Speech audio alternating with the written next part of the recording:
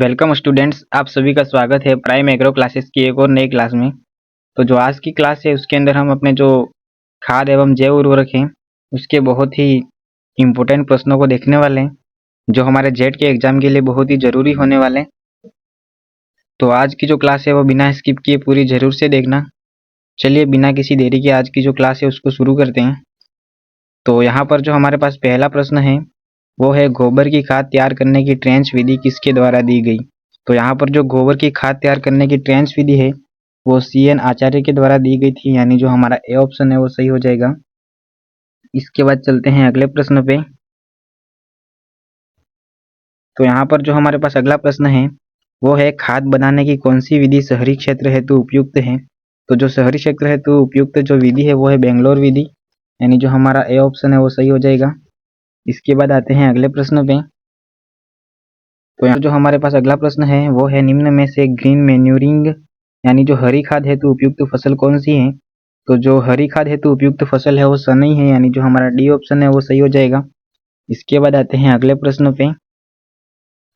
तो यहाँ पर जो अगला प्रश्न है वो है हरी खाद की फसल को मिट्टी में दबाने का उपयुक्त समय कौन सा है। तो जो हरी खाद को मिट्टी में दबाने का उपयुक्त समय होता है वो है 50% फूल आने पर, यानी जो हमारी ये ए ऑप्शन है वो सही हो जाएगा। इसके बाद आते हैं अगले प्रश्न पर। यहाँ पर जो अगला प्रश्न है वो है राजस्थान की परिस्थितियों में वर्मी कंपोस्ट हेतु केचुए की कौन सी प्रजाति उपयुक्त है। तो यहाँ पर जो आइसिनिया फोइटिडा यानी जो डी ऑप्शन है वो हमारा सही हो जाएगा।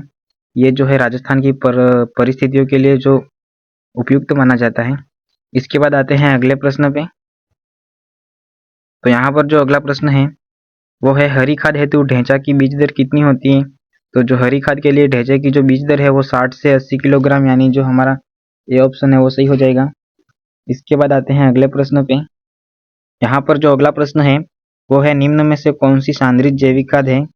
तो यहाँ पर जो खलियाँ होती हैं वो भी सांद्रित जैविक खाद होती हैं, और जो रक्त का चूर्ण होता है वो भी सांद्रित जैविक खाद होता है, और जो हड्डी का चूरा होता है वो भी सांद्रित जैविक खाद होता है, यानी जो हमारा डी ऑप्शन है उपयुक्त सभी वो सही हो जाएगा।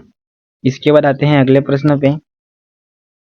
तो यहाँ पर जो अगला प्रश्न है वो है FIM में CN अनुपात कितना होता है, यानी जो गोबर खाद होती है इसके अंदर CN अनुपात कितना होता है। तो जो गोबर खाद में CN अनुपात होता है वो 20 से 30 अनुपात 1 होता है, यानी जो हमारा बी ऑप्शन है वो सही हो जाएगा। इसके बाद आते हैं अगले प्रश्न पे। तो यहाँ पर जो अगला प्रश्न है वो है निम्न में से सबसे अधिक नाइट्रोजन की मात्रा किसमें पाई जाती है। तो जो सबसे अधिक नाइट्रोजन की मात्रा है वो मूंगफली की जो खली होती है उसमें पाई जाती है, यानी जो हमारा ए ऑप्शन है वो सही हो जाएगा। अगर मूंगफली की जो खली है उसके अंदर नाइट्रोजन की मात्रा पूछी जाए तो ये ध्यान रखना 7.2% होती है, यानी जो हमारा ए ऑप्शन है वो सही हो जाएगा। इसके बाद चलते हैं अगले प्रश्न पे। यहाँ पर जो अगला प्रश्न है वो है निम्न में से पशुओं के खाने योग्य खली कौन सी है। तो यहाँ पर जो सरसों की खली है वो खाने योग्य खली, यानी जो हमारा सी ऑप्शन है वो सही हो जाएगा। इसके बाद आते हैं अगले प्रश्न पे। तो यहाँ पर जो अगला प्रश्न है वो है निम्न में से किस हरी खाद की फसल में नाइट्रोजन की मात्रा सर्वाधिक होती है। तो यहाँ पर जो रिजगा होता है उसके अंदर नाइट्रोजन की मात्रा जो है वो सर्वाधिक होती है, यानी जो हमारा बी ऑप्शन है वो सही हो जाएगा। इसके बाद आते हैं अगले प्रश्न पर। यहाँ पर अगला जो प्रश्न है वो है बेंगलोर विधि में कौन सा विच्छेदन होता है। तो जो बेंगलोर विधि है उसके अंदर अवायुजीवी विच्छेदन होता है, यानी जो हमारा बी ऑप्शन है वो सही हो जाएगा। इसके बाद आते हैं अगले प्रश्न पे। तो यहाँ पर जो अगला प्रश्न है वो है फॉर्म कंपोस्ट में नाइट्रोजन का प्रतिशत लगभग कितना होता है। तो जो फॉर्म कंपोस्ट होती है उसके अंदर जो नाइट्रोजन का प्रतिशत है वो लगभग 0.5 होता है, यानी जो हमारा ए ऑप्शन है वो सही हो जाएगा। और अगर शहरी कंपोस्ट के अंदर पूछा जाए तो वो भी ध्यान में रखना 1.5% है वो शहरी कंपोस्ट के अंदर होता है। इसके बाद आते हैं अगले प्रश्न पे। यहाँ पर जो अगला प्रश्न है वो है वर्मी कंपोस्ट बनाने हेतु किस प्रकार के केचुए काम में लिए जाते हैं।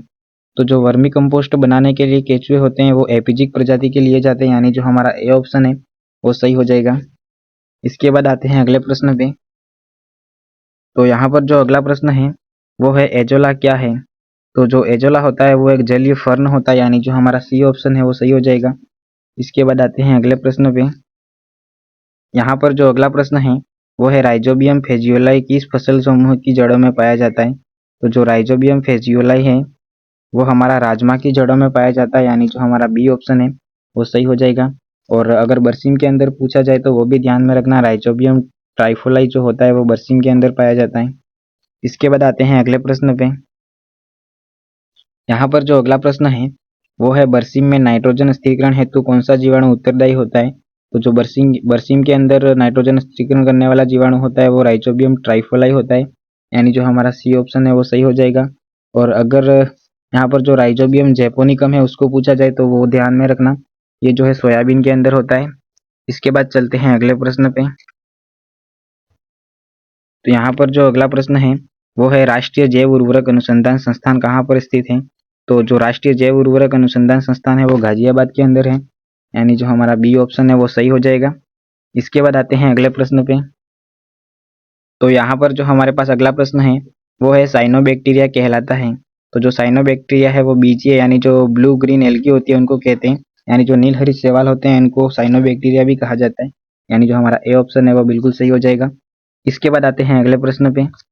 यहाँ पर जो अगला प्रश्न है वो है ब्रेडी राइजोबियम का संबंध किस फसल से है। तो जो ब्रेडी राइजोबियम का संबंध है वो धान की फसल से है, यानी जो हमारा ए ऑप्शन है वो सही हो जाएगा।